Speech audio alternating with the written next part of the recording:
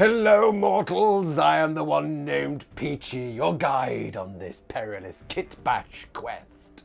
Now warning, there will be blades and saws, so be careful, otherwise there will be blood. Blood and bits of sick. Welcome to the painting phase. Oh,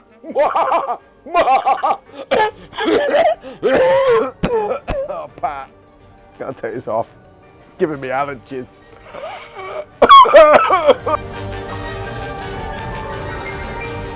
So converting, or kitbashing as it's also known, can be quite daunting, especially to the new hobbyist. So in this video, we're going to take you through some simple tricks to zombify up your collections. Now, the things I'll be using in this video aren't necessarily going to be in your own collections. It's more the techniques we're going to employ that will help you along the lines. So there's a few things you're going to need. You're going to need a few tools, such as like a hobby knife, a modelling saw if you've got one. Now I got a cheap modelling saw from Aldi. I'm sure you can get it from any kind of DIY shop.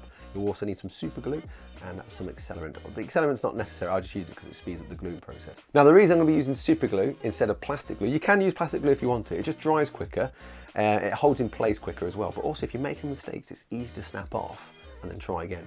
And usually when I'm doing some test fits, and sometimes I employ a little bit of super glue just so I'm quite happy with the actual orientation of the arms or the legs. So that's why I'm using super glue here, and also it's great for filling gaps.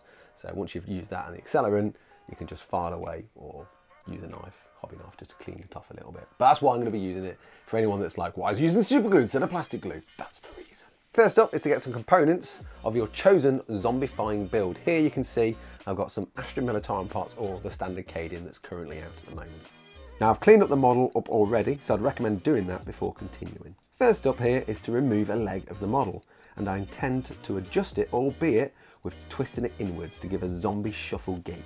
This could be trickier and more armoured miniatures, but with a bit of filling, you'll be grand. Now with the foot realigned, what we're now going to do is just glue those legs to the base and then add the torso on after, like so. Now to add to our zombie theme, what we're going to do here is replace the hands to give them more of like a zombie kind of, I don't know, limp, if you like. A bit like Thriller, the music, you know, the dance that they do.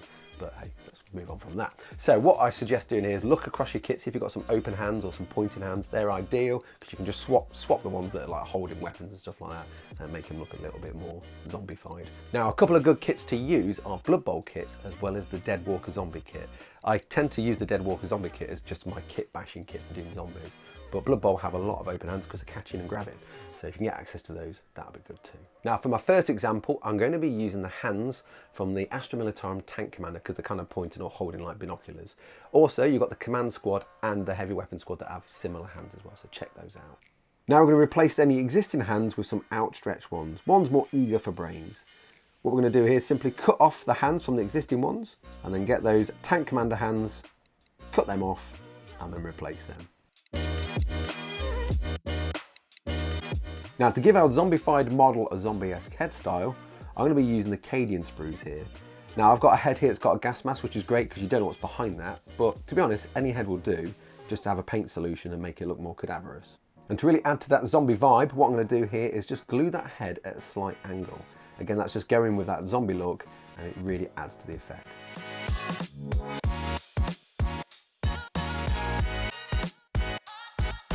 And there we are. Our simple, straightforward kitbash is done.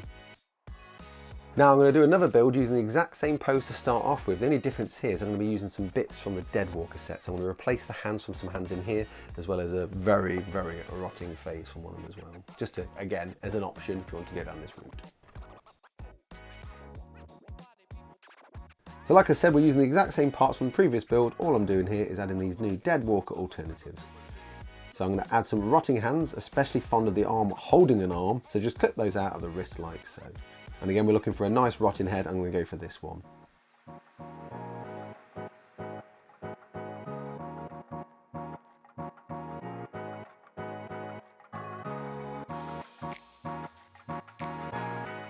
Now its joint is a little different to the intended head. So all I'm going to do here is fill any gaps with some super glue. Now remember, any dodgy gaps or areas that might look a little bit iffy, when it comes to painting, just clog these up with gore because you can be playing on the tabletop and they're going to look cool anyway. So other than the Dead Walker kit, which is perfect for converting or kit bashing thematic zombified models for your ranges, Everything I've used in here is just spare parts, so spare bodies, spare heads that I've had lying around for a while. Now, when it comes to converting armoured warriors, that is a little bit trickier because the armour kind of gets in the way a little bit. A boot, swapping that, dead simple. A hand, dead simple. Gauntlets, greaves, a little bit more complicated. So we're going to touch on that now with a Space Marine. So as you can see here, I've built up most of the body of the Space Marine. So now, the best area to cut around, I reckon, is the knee joint. So I'm going to do that gently using a modelling saw. Again, take your time. Once you cut it off, you might just need to get a knife and clean up some of those bits. And be mindful of your fingers as well. Once cut, it's now time to glue it on. I did a few test fits beforehand, just so I knew which position to put it into. With it glued on, it does look a little gappy here and there. So for a quick filling solution, I'm just going to use some super glue to fill, and then add some accelerant to harden and set it. And then use a knife or a file to smooth off any roughness.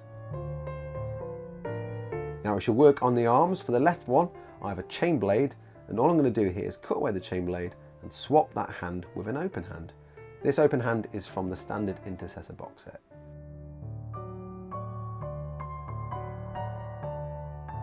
And for the right arm, you could keep the bolt pistol in his grip, but I prefer to cut it away. And though he has a hand holding the grip, once cut out and covered in gore, no one's going to notice or care. It's up to you if you want to actually just replace the hand, but I'm just going to cut around it.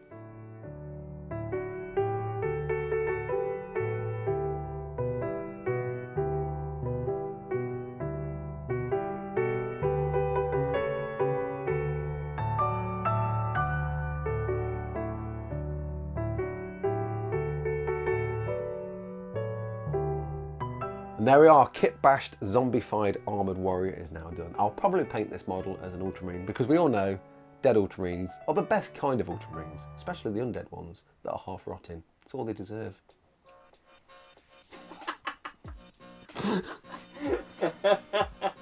And here we have a selection of kit-bashed, zombified miniatures. Again, they all follow the same principles. One leg cut off, twisted in, and then some zombified hands and faces. Or at least open hands to give that zombified look.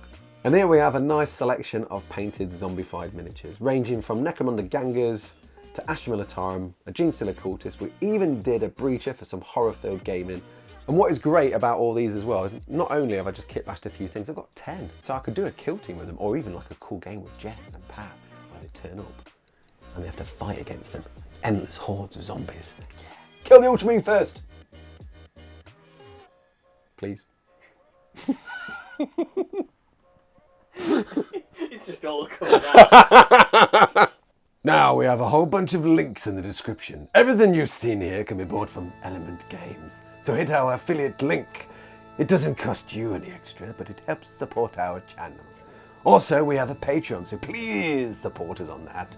It keeps us stocked up on fresh meat and juicy brains, and keeps the lights on as well, obviously. The flickering evil lights. Now, we have on there Discord, polling rights. I can give you feedback if you wish. Why you'd want that, I don't know. I can also do 2 hours of personal tuition, so check that tier out as well. And also don't forget to hit the like and subscribe buttons if you are enjoying this rather spooky video. Well, I do love you. I'll be back in your nightmares. Or maybe on this channel again, if Pat wants me to be. Bye-bye. Adieu. Auf Wiedersehen.